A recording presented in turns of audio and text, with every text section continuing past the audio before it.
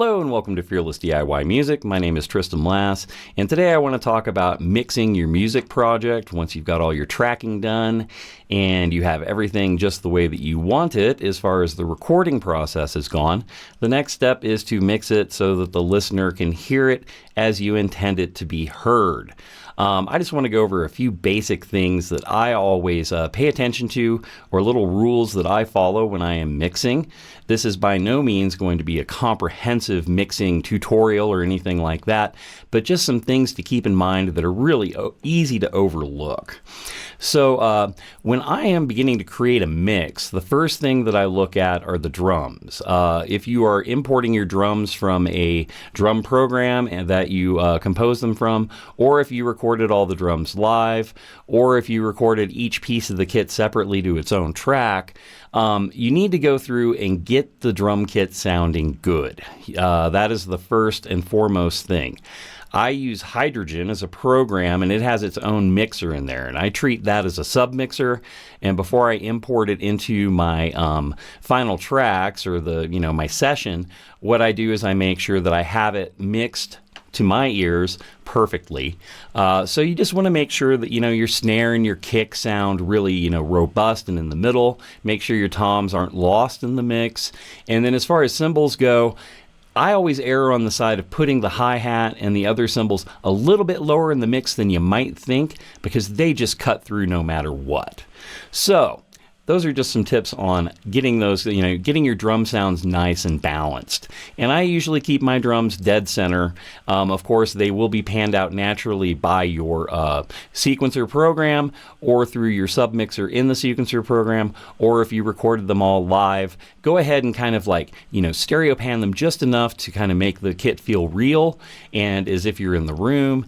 But for the most part, you want your kick and snare in the center, maybe your hi-hat off to the side a little bit, maybe you put your ride cymbal off to the side a little bit, and everything else pretty much dead center. All right, so once you have your drums kind of figured out, I always set my main level, my main stereo output level to the drum kit. So I don't want to see my drums hitting the red at all. I want to see them kissing the yellow a little bit so that I have a really strong signal to build upon when I start layering in the bass and the guitar, keyboards, and other instruments. Once you have all of that taken care of, the next thing is, okay, if you have two guitars and one bass, where are you going to put them in the mix? Do you put the bass dead center, guitars on the sides? That is perfectly acceptable. Most of the time in the current projects I've been working on, I kind of have a primary rhythm instrument of some sort, and then I have the bass. And I like to pan the bass out a little bit and pan the other main rhythm instrument out just a little bit to give the drums room. And then it also gives room for where the vocals are going to end up laying right in the center as far as the primary lead vocal. Then just layering in other things with, creative panning and lots of volume control. And right there is the next topic that I wanted to talk about, is setting your volumes. I like to make sure that everything can be heard, but there are definitely things in my mixes that are meant to be in the background. Lower than you would think they need to be, but once you get done with your mix, you're like, oh, that makes sense. Background vocals, secondary rhythm instruments, things like that, you can always pan them out a little bit further than your primary rhythm section so that they'll still be very audible, but at a much lower volume. And that's a good trick to use so you're not overwhelming the listener with tons of information that's at a higher volume that can create ear fatigue just trying to go, oh, what's happening there? And instead you want to have kind of a natural, organic mix. Background vocals should not be as loud as lead vocals. And if you're doing multiple vocals, like I do a lot of the time, I double track, I always have one of those vocals significantly lower than the main vocal. And everything will come through. It takes some trial and error, but those are some really important things to think about. You don't want to kill people with lots of volume, and also don't overcompress everything. Obviously the bass, the kick drum, maybe the lead vocal, there are some things that can use some compression, but don't go crazy with it because you don't want to, once again, hit the listener with all that ear fatigue. All right, I wrote some things down. Let's take a look and see what I've hit so far. We talked about stereo panning for separation. That way you don't have to have all the instruments super loud, and the listener will be able to pick up on things. And this right here is maybe the most important thing to pay attention to when you are mixing. Looking at your master volume and making sure that it's good overall as you're layering everything in is very important. You don't want any clipping, or if you do hit the red, you only want it to be for a millisecond or two every once in a while. But overall, you want to avoid that completely. But the real most important thing that I want to talk about next is the volume at which you are listening to your mix. You don't want to be killing yourself listening to it at mid to high volume. I listen to mixes as low as possible to still be able to hear everything clearly. I like to mix in super low volume conditions.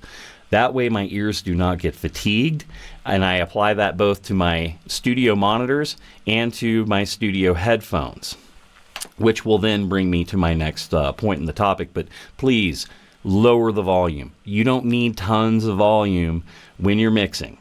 You can always crank the volume when you think you've got the mix done to see how it sounds at a high volume, to make sure the bass isn't too woofy or big, the kick drum's not killing your speakers or whatever. But when you're just in the main meat of the process, listen at low volume. Your ears will thank you, and you just won't get that ear fatigue happening as quickly as it will ultimately when you are mixing something. Which leads kind of to another point. What is the listener going to be listening to your music through? Obviously, when you think that you have your mix figured out and you're happy with it and it sounds good, you want to try it on your studio monitors, your studio headphones.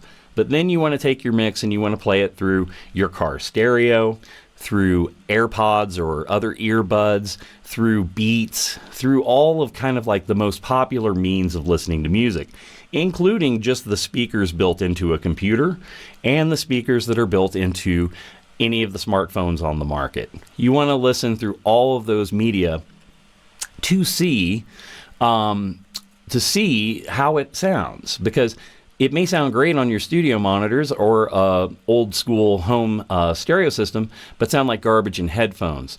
And realize that most people are going to be listening to your tracks in less than ideal conditions. They'll be listening to them through a portable speaker in the house, a wireless Bluetooth speaker of some sort, or they're going to be listening through earbuds or other headphones. And just keep in mind that if it doesn't sound good through, kind of these, less than ideal stereo settings, then it's just most people who hear it are not going to get the full picture of what's happening with your mix. So I actually mix. I've shifted over the years. It used to be it's got to sound great on a good car stereo and it's got to sound great on a great stereo system. Now I'm all about it's got to sound great on a Bluetooth speaker and it's got to sound great in a pair of earbuds, because those are the ways that people consume music now. You have to accept it. You have to accept that your low end is never going to be as great as it sounds on your studio monitors through what other people are listening to. So you have to pay attention to that with the EQ on your bass drum and your bass. So, just something to keep in mind. What else do I have on here? We've talked about panning, talked about doing the drums first and then kind of building your rhythm section from there. Let's go into a little bit more detail about that. So you've got your drums, you got your bass, you got your primary rhythm instrument, be it keyboards, guitar, whatever it is. As you start feathering everything else in, you do want to use creative panning and good volume control, i.e. don't make everything too loud. You want everything to be heard, but you don't want it to be killing the listener, as I said before.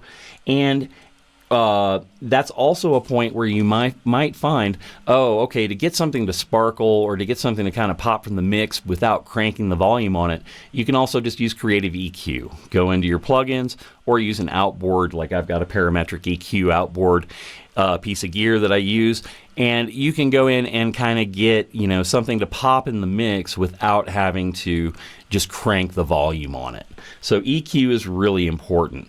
You don't want to use EQ to fix all sorts of problems. You want to try to get your in the sound, your in the room sounds really, really solid up front. And then EQ shouldn't be as much of an issue, but sometimes you do have to go in and do that to get things to pop in the mix. All right. let me see here. Is there anything else I wanted to cover? Well, I think that is about it for what I wanted to talk about. The things to think about are, don't kill your ears while you're mixing. Keep your volumes low.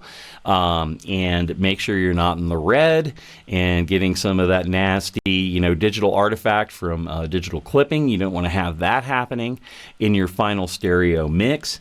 And just really think about how the listener is going to hear it. Like I said, most of the time it's going to be through a headphone or some sort of Bluetooth speaker setup. And just really, pay attention to that, because if your music sounds great in an ideal situation, that's wonderful. But you have to mix it and have it sound good through less than ideal situations, because that's how most people listen to music these days. All right. Well, thank you so much for watching. I hope that this helps people out just with some basic tips and things to think about. Hit that subscribe button on the way out. Channel's doing very well. I'm greatly appreciative to everybody who has subscribed in this past year. This will be the last video dropped this year, and I just thank you all so much. Leave a comment if there's something that I missed that you think is really important in this process. Like I said, this wasn't meant to be comprehensive. This is just kind of just some tips and things to pay attention to. All right, like, share, hit subscribe, and we'll see you next time. Take care.